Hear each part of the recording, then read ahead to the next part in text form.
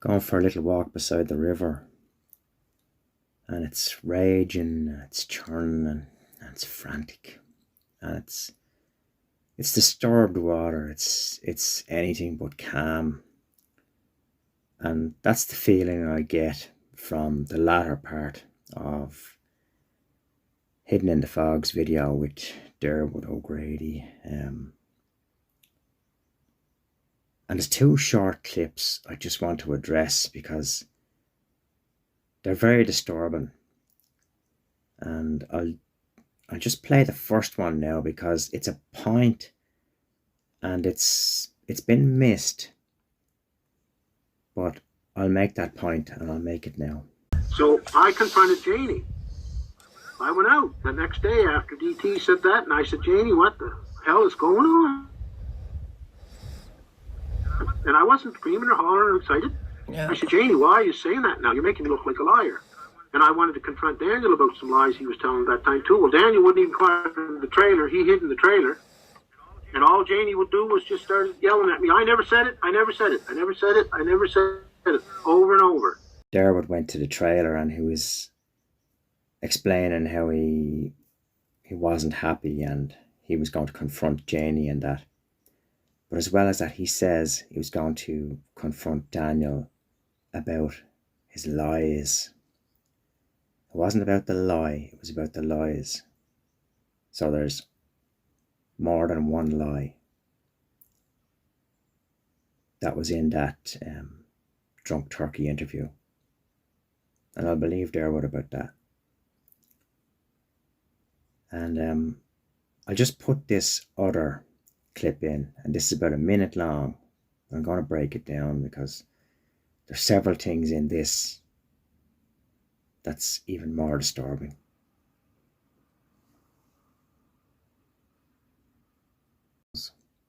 Janie said a couple of times that I'm full of shit, but since then Janie's story has said exactly what I've been saying all along. She says somebody took the kids and that they're alive. Okay, Darwood laughed right there. And to me, he was laughing after someone took the kids, that they're alive. He's laughing at that. Yeah, it's disturbing enough that he's laughing in a video and an interview about two missing children, but he's actually laughing there right after someone took the kids, that they're alive. He thinks that's funny. And a lot of people could possibly think that he thinks it's funny that Janie is disagreeing with him, but yet agreeing with him at the same time. But that's not how I see it. I see it as he's laughing at they're not alive. And that's seriously disturbing to me. That's how I see that. We'll continue on. So she's still calling me a liar, but at the same time she's agreeing with what I say. Right. So, yeah, I'm confused about it, yeah. But I still, I'm not going to say Janie McKenzie's guilty when I know she's not. Or at least when I believe she's not. Do you believe that Jack and Lily are still alive?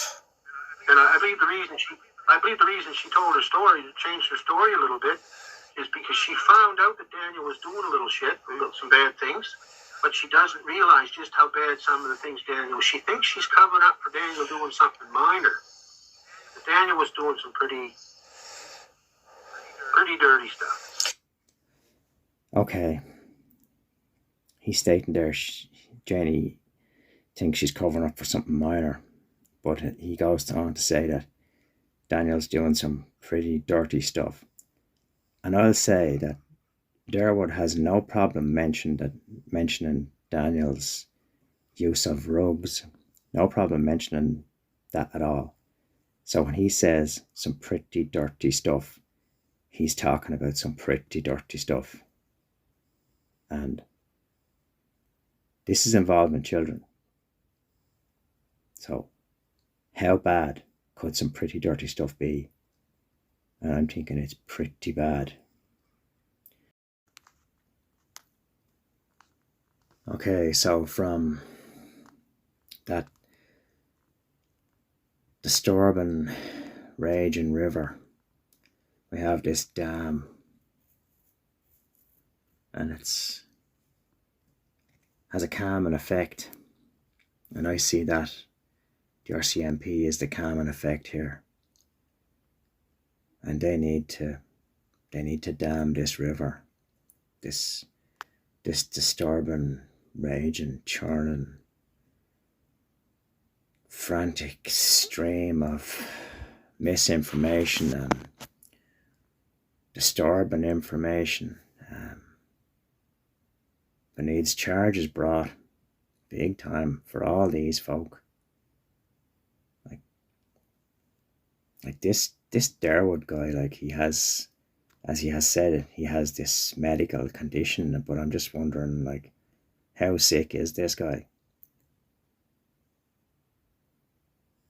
I'll just leave it there. And I'll hope calm gets restored for Jack and Lily. Take care. Good luck.